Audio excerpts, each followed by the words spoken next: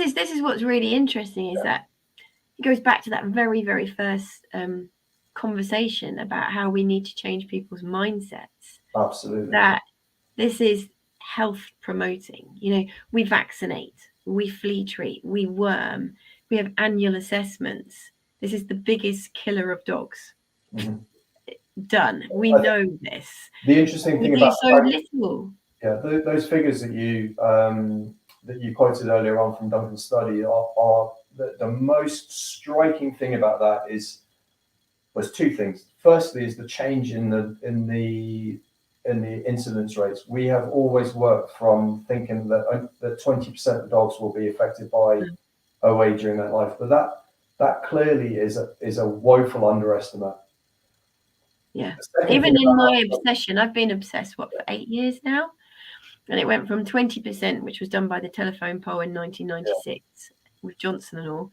Then it went up to 30, then 35, 37. Now it's hitting 40, and you're just like, it's going up, and it will keep going up as we become more and more apt at picking up on the subtle signs of pain. Definitely, this year is the year of behaviour.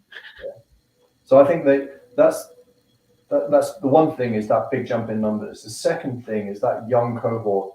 Was it 12 months to 8 months to 4 years? 8 months to 4 years. That's a frighteningly young population to be having OA.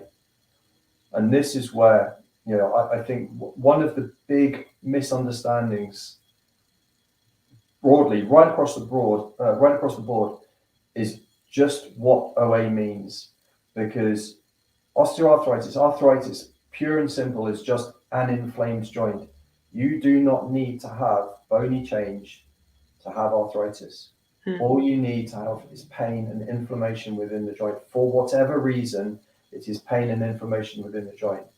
If we grade arthritis from 1, which is the earliest onset with pain, lack of mobility, swelling, effusion, to 5, where you've got end-stage horrible cauliflower hips that you see on the advertising material, you've got bone-on-bone end-stage disease, you can get up as far as grade 3 without any radiographic change. So that's another striking thing from that study, is that the clinical signs of osteoarthritis can be happening way, way earlier than when you see it on the X-ray. And just because there are no changes on the X-ray does not mean you can exclude osteoarthritis as one of the differential diagnoses.